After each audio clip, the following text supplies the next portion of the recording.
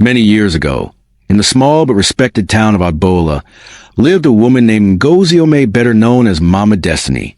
She was the kind of woman who didn't bend for anybody, not her husband, not her pastor, and not even her shadow. Her mouth was sharp. Her spirit and her principles were stubbornly carved in stone. But let me tell you something that many people never knew. Mama Destiny wasn't always this way. You see, Ngozi was the last of 9 children, born to a poor farmer and a soft-spoken mother who died when she was just 12. Her father remarried, and that new woman? She was a wicked stepmother, the kind Nollywood wouldn't even exaggerate. Ngozi was the one always sweeping, cooking, kneeling, and scrubbing. While her stepsisters were in school, she was pounding yam. When they wore shoes, she walked barefoot. When they smiled, she bit her lips. But something changed when Ngozi turned 17. A certain rich man, Chief Ome, was going only God knows where when he spotted her carrying firewood and said to himself, "This one will give birth to strong children, and I won't let her slip through my fingers." 3 months later, Ngozi was married to Chief Ome just like that. No love and no wedding gown, just list, cola, and transfer suffering. But she told herself one thing that day: if God bless me with a child, I will raise him or her like a king. And when he or she marries, their spouses will never control them the way Chief Ome controls me. And God answered that prayer. She had just one child, a boy she named Destiny, because to her, he was her escape, her power, and her second chance at life. From the moment Destiny was born, Mama Destiny turned into a lioness. She protected him from everything and everyone. She washed his clothes herself. Even when he was in the university, she visited him uninvited. She checked his phone. She picked his friends, and she made sure he called her every night, even when he started working. She had only one dream in her heart. My son must marry a girl I like, a girl I can mold, a girl that will become the daughter I never had, and the wife I want to be but never was. She prayed for that girl. She fasted for that girl. And she planned for that girl. One morning, Mama Destiny had gone to market in her usual wrapper and blouse, carrying her raffia basket, ready to buy tomatoes and disturb everyone's peace with her loud bargaining. But on this particular day, just as she entered Odogwa's rice store, she saw a girl, not too tall and not too short, with slim waist. Her natural hair was neatly packed, looking so calm and homely. Mama Destiny concluded she was a wife material. She was helping her mother at the store next to Odogwa's shop. She was measuring beans, bagging Gary, greeting customers with respect, and even helping an old woman cross the small gutter outside. And instantly, like a spark sent from heaven, Mama Destiny confirmed that she has found a wife for her son. The girl greeted her politely. "Good morning, Ma." That was all Mama Destiny needed. She smiled and replied, "Morning, my daughter. You are such a respectful girl. What is your name?" The girl wiped her hand and said softly, "My name is Ozioma, Ma." Mama Destiny forgot all the foodstuffs she came to buy. She spent the next 40 minutes standing under the sun, gisting with Ozioma like a long-lost aunt. She asked her everything. "Are you in school? How old are you? Do you go to church? Can you cook bitter leaf soup?" And Ozioma answered everything with grace and laughter, unaware that this woman had already conducted a spiritual wedding in her head. By the time Mama Destiny got home, she was humming like a girl in love. She didn't tell Destiny anything, because she had her own plans. She started visiting the market more frequently, just to spy on Ozioma. Then one day, she brought out Destiny's photo from her bag and showed it to Ozioma casually. "This is my son, O. He is a fine boy, an engineer and a UK returnee. I'm just saying, if I had a daughter-in-law like you, I will sleep well every night." Ozioma just smiled politely and continued bagging beans. She didn't know that the woman had already started introducing her to neighbors as my future daughter-in-law. And guess what? Destiny had no idea. Not one clue. He was in Lagos, busy falling in love with someone else entirely. Ozioma came from a humble home. Her mother sold grains in the market. Her father had gone with the wind since 2012. She was the first daughter of 5 children, and life had taught her early that poverty is a very wicked landlord that never gives you peace. So when Mama Destiny made mention of her being her future daughter-in-law, it wasn't the woman that impressed her. It was a glimpse of luxury behind her words. Ozioma noticed the gold bangles, the fresh manicure, the iPhone with no cracked screen, the driver waiting patiently with AC on, and just like that, her mind began to wander. If this is the mother, imagine the son. She started smiling more, always helping Mama Destiny carry things to the car whenever she came to the market, and most importantly, never arguing and never questioning, just nodding like a presidential assistant. One day, Mama Destiny invited her over to their home, just for lunch. Ozioma entered and nearly lost her balance.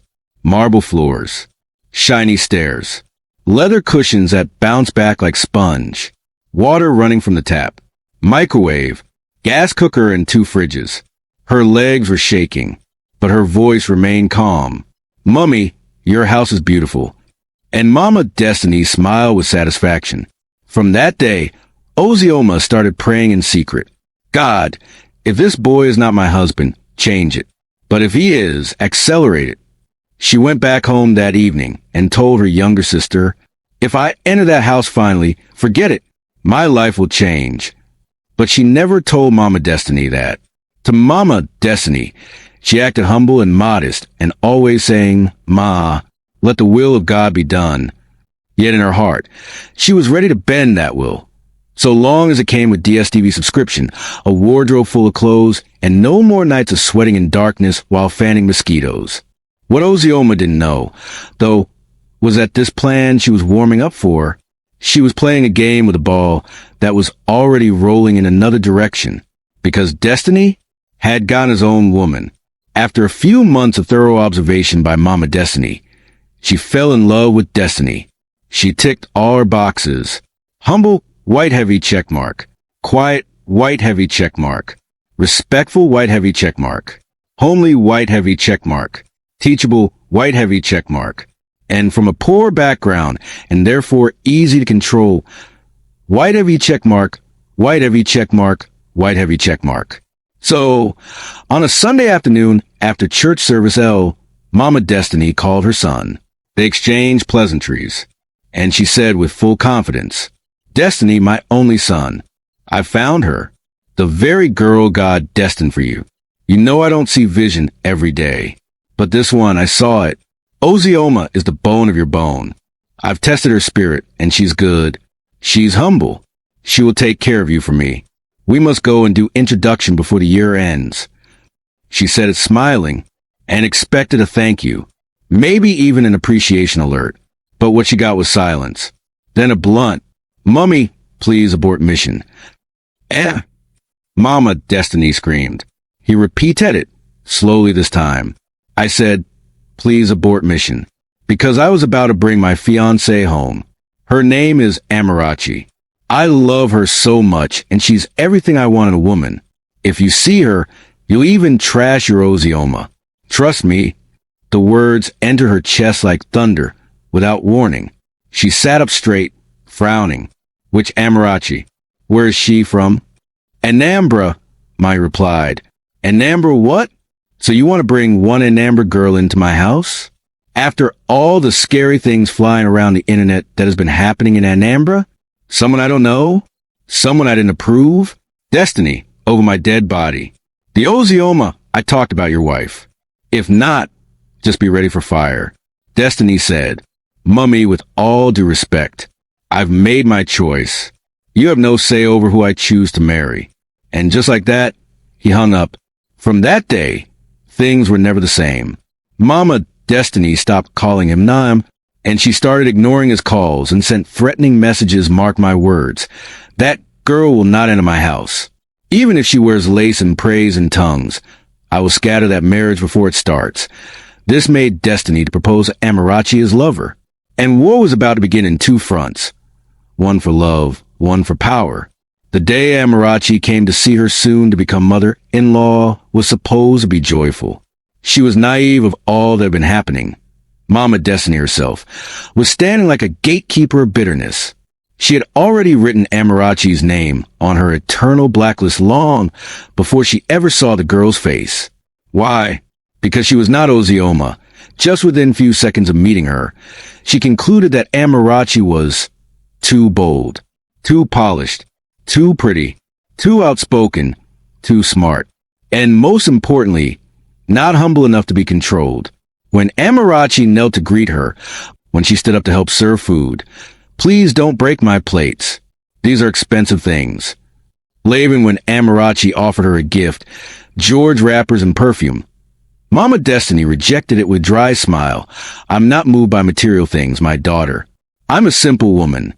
Meanwhile, she once nearly fought Ozioma for bringing only vegetable oil and a bag of samo. But despite all this, Destiny did not shift ground.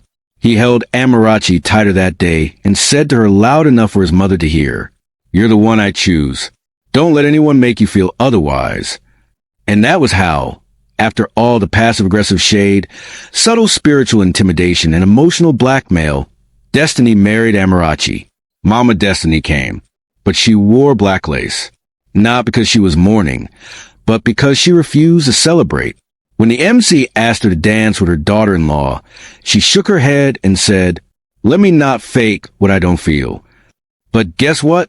Amarachi danced anyway, with her husband, with joy, with grace, and the crowd cheered. The first Christmas after their wedding, Destiny told his wife, "We'll spend Christmas and New Year with Mom in the village. She's still adjusting. Let's go and show love." Amarachi didn't argue. She packed boxes with love, bought a special gift, bought provisions, wine, and a powerful turkey, all to honor her mother-in-law. They arrived at Agbola village on December 23rd. The Harmattan breeze was blowing. Carolers were singing. But inside Mama Destiny's compound, Cold War was already waiting. From the moment Amarachi stepped out of the car, Mama Destiny shifted her eyes and looked past her as if the girl was made of air. She hugged Destiny tightly. "My son, you're looking fresh, oh. Ah, my prayer is working." Then she turned slightly to Amarachi. "You're welcome." No hug and no eye contact. Just two dry words, like forgotten bread. But wait, that was just the appetizer. The real humiliation? It was planned like a military operation. Subtle, strategic, and soaked in wicked sweetness. After the dry, "You're welcome," Mama Destiny acted as though Amarachi had come to disturb her peace. She didn't even acknowledge the gifts Amarachi brought. Instead, she turned to Destiny and said, "You brought all these things for me? God will bless you, my son." Amarachi stood there, carrying the turkey and the other things. Not even a thank you, and Destiny noticed it. But he just said, "Mummy, Amarachi picked most of the gifts herself." Mama chuckled lightly and said, "And that's nice," then turned and walked inside. The next morning, just before sunrise, a familiar voice called from the gate. "Good morning, Oo. Mummy is Ozioma around." Mama Destiny ran to the gate as if her long-lost daughter had returned. "My baby girl, come inside, Jor. You know this house is your second home." And from that moment on, Ozioma became the real daughter-in-law. She swept the compound, cleaned the windows, decorated the Christmas tree, helped cook, carried Mama's stool, and even wiped her sweat at one point. Amarachi was excluded from everything. When she tried to join in, "No, my dear, Ozioma knows how I like things done. You can just rest, you're a guest." A guest in her husband's mother's house. On Christmas morning, Amarachi wore the George wrapper she had bought specially for Mama Destiny. She wanted them to match, to take pictures, and to laugh like mother and daughter. But when Mama Destiny stepped out her room, she was wearing the exact same George wrapper, only on Ozioma. They had matched. They took pictures and they danced. They called each other Mama and Pekin all through the celebration. Amarachi stood in the corner, holding her plate of rice, forgotten like yesterday's news. Destiny saw the whole thing. "Mummy, why is Ozioma wearing the wrapper Amarachi bought for you?" Mama Destiny smiled and replied, I thought she bought it for whoever deserved it." Ozioma giggled like a cat licking milk. Amarachi's face changed. Tears welled up, but she blinked fast because that wasn't the place to cry. The neighbors started talking. Are you sure Amarachi is really the wife? Mama Destiny behaves like she doesn't like her at all. That Ozioma girl fits in so well.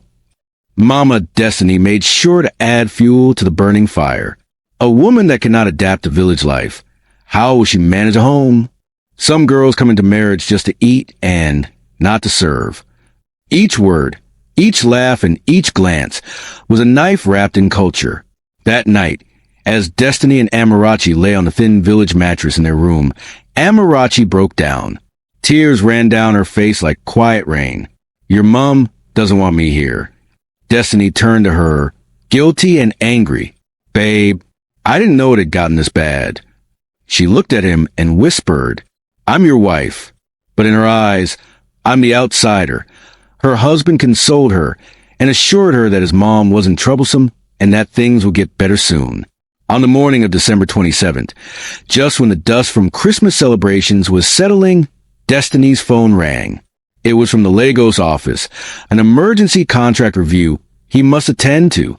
If he delayed, it could cost his team millions. He turned to Amarachi. Babe, I need to go. Just for a few days. I'll be back before New Year. Please stay here with Mummy and help around the house. Amarachi hesitated.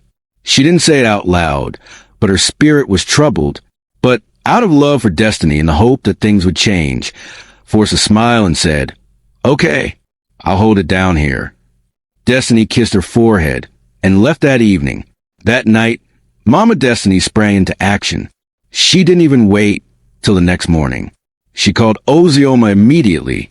My dear Kamo, I need help with some things in the house. Ozioma arrived the next day, glowing and smiling, ready. She greeted Amarachi like she was greeting a landlady in her husband's future house. Good afternoon, Ma. Welcome. Amarachi replied with a dry smile. Then the battle began. The next day, Mama asked both of them to help with cooking. Amarachi chopped onions. Ozioma arranged the entire kitchen, swept twice, added salt to meat, garnished the stew, and still went to set table like a wedding caterer. Mama clapped and said, See how this girl does things with sense. Amarachi, are you seeing your mate? Amarachi didn't respond, but her heart was boiling. She tried to do laundry. Ozioma beat her to it, fetching water, soaking clothes and scrubbing jeans so foam flew in the air. Mama passed by and said, When a woman is trained, you will know as E-Day play, E-Day show.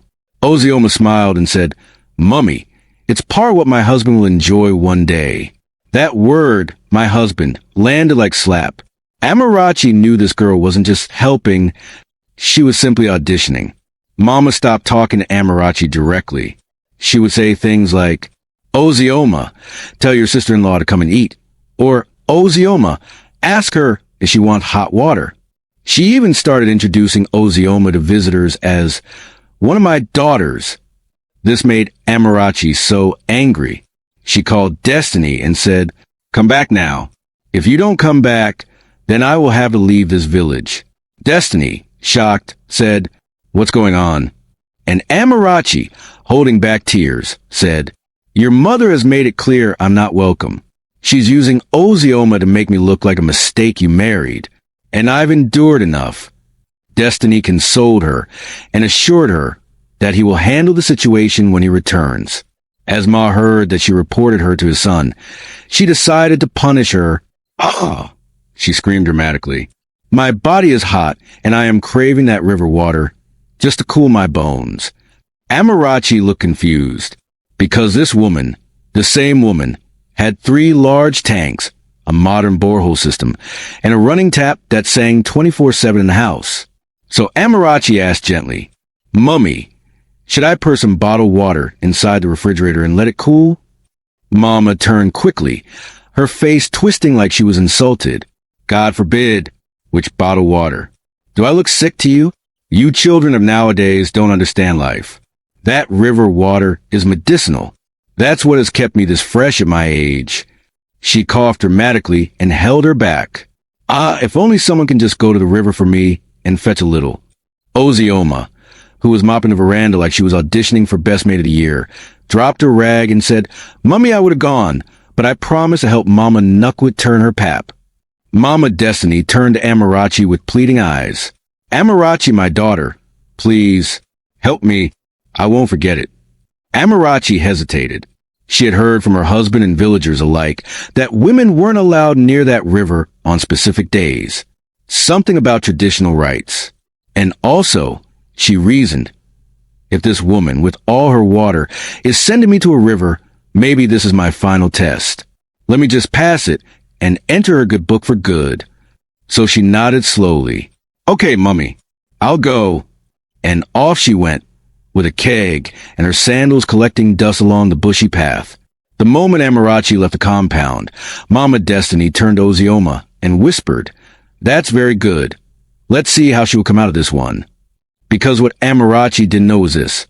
That day was the annual Omwanyi cleansing ritual in Adbola village, and it was strictly forbidden for any female to go near the river that day. And Mama Destiny knew. On her way, she felt unsettlement. She whispered a prayer, simple but deep. "God, please go with me. If there's any danger, shield me and protect me. Don't let me walk into the mouth of the enemy." The path to the river was strangely quiet. No voices, no footsteps, and no birds. Even the wind was still. She got to the bend near the old irako tree, and goosebumps covered her skin like rain. The air felt heavier. The trees swayed even though there was no breeze. Still, she pressed on. Amarachi got there and immediately noticed that something fell off. The place was unusually quiet. No children playing and no women washing. Just still water and echoing silence. And what she saw froze her bones. The water began to boil without fire, and she didn't know that the demons who governed that river, territorial spirits invoked by ancient covenants, had seen her coming, because on that day, no woman was supposed to come near. And this one, she was a covenant breaker in their eyes. Something shifted instantly. The sky darkened slightly. The wind screamed through the trees. Her keg dropped and floated. And just as she tried to retrieve it, swoosh! A current she didn't see before snatched her by the feet and pulled her deep into the river. She tried to shout, but water filled her mouth. It dragged her down. Jesus! She gasped inside the water, choking. And just when it seemed like she was about to breathe her last, something happened. A hand, not physical, not visible, but undeniably real, grabbed her wrist. Warm, firm, and gentle. It didn't yank. It didn't squeeze. It lifted her like she weighed nothing. And the next moment, she was lying flat on the muddy edge of the riverbank, coughing, gasping, and trembling. She began to cry, then stood up, barefoot and dripping, and ran like a hunted woman back to Mama Destiny's compound. She burst into the yard, covered in mud and water. Her eyes were red. Mama Destiny came out and shouted, "What happened? You want to bring disgrace?" But Amarachi didn't answer. She just looked at her mother-in-law, like someone who had seen death and returned. Then she whispered, "God save me. You sent me there to die. But God save me." Mama Destiny's mouth opened slightly, but nothing came out. And in that moment, Amarachi cried, because she realized her mother-in-law wanted her gone. Destiny arrived the next morning, earlier than expected. He had barely slept the night before after Amarachi's tearful call. The moment he entered the compound, he could already sense thick tension in the air like smoke before a fire. He got out, "Amarachi, Amarachi." She ran out from the room, with her eyes swollen, and hugged him tight like a drowning woman grabbing a life buoy. He looked at her. Her face said everything. Shame endured, humiliation swallowed, and love abused. When Amarachi her experience, he turned sharply, his jaw clenched. "Where's my mother?" Mama Destiny appeared from the backyard, dry her hands to the edge of her wrapper, already forming a fake smile. "Ah, Destiny, my son. You didn't tell me you were coming today." "Enough, Mummy," he snapped. Why are you doing this? What exactly has Amarachi done to deserve this treatment?" Mama Destiny rolled her eyes. I don't understand you. I've only been correcting her for her own good. Correcting her for her own good? Destiny shouted. You sent my wife to the river on a forbidden day. You made her feel like a stranger in her own home. You brought another woman and dressed her in a wrapper my wife bought for you and you humiliated her every single day I was away. Ozioma, who had just stepped out with a broom, stood in place. Mama Destiny gasped. So she's now reported me to you? This is the same girl I welcomed into my house. You did not welcome her, Mama. You only tormented her. He stepped forward, looked straight into his mother's eyes, and said with all the finality of a closed door, if this is how it's going to be, then hear me clearly. We're leaving. And until I see a genuine change, I will never step foot in this compound again. You can keep Ozioma. In fact, marry her. Call her daughter. Crown her your queen. But me? I have made my choice. And my wife is Amarachi, and that is final with no negotiation. Mama Destiny staggered back like she had been slapped with the wind. So you're choosing a stranger over your own mother? No, I'm choosing peace over manipulation. And I'm choosing my home over your control. And just like that, he turned, held Amarachi's hand tightly, and they walked back in the room to pack their bags. An hour later, Amarachi sat in the front seat, quiet, gland relieved. Destiny came out, gave the compound one last look, then said, Goodbye, Mummy. Mama Destiny stood there with her, arms folded and pride bruised. She didn't wave. She just stood, defeated but pretending to still be in charge. And as the car reversed out of the compound, Ozioma stood at the corner of the house, still holding the broom and eyes blinking rapidly, because everything she dreamed of had just driven away. Something in her shattered. She had always believed that if she stayed loyal to Mama Destiny, if she proved herself worthy enough, submissive enough, and useful enough, she would earn the crown of wifehood. But when Destiny stood there, bold, angry, protective, and publicly said, You can marry Ozioma if you want, but I've made my choice, that line hit her like a brick. She started replaying everything. The errands, the smiles, the silent sabotage, and the woman she became, all for a man who never asked. She told Mama Destiny, Mummy, thank you for everything, but I can't stay here anymore, because there's no show for me. Mama Destiny sat up and asked, You're leaving me too? Ozioma nodded quietly. I was chasing a man that didn't choose me. I think it's time I start chasing my own life. And with that, she left the compound, MD never to return again. Destiny and Amarachi got back to the city, and years later, they had 2 children, Kamsi and Zora. They didn't visit the village again, and occasionally, Destiny would send money for upkeep, but he never stepped foot there again. Mama Destiny and her part aged faster than her years alone in her compound. With her pride and empty pots, even Ozioma built a small business in town and never looked back. Mama Destiny would sit in her lonely compound every evening, staring at the road, hoping one day Destiny would drive it again and say, Mummy, I've forgiven you. But that day never came. Because Mama Destiny died, he wept, not out of anger, but out of the ache of a relationship that never healed. He buried her with honor, gave her a befitting funeral, but deep down he knew she lost on every side. Not because he didn't love her, but because she couldn't love him enough to let him choose his own happiness. Please give this story a thumbs up, and please subscribe to help our growing community. Thank you and bye.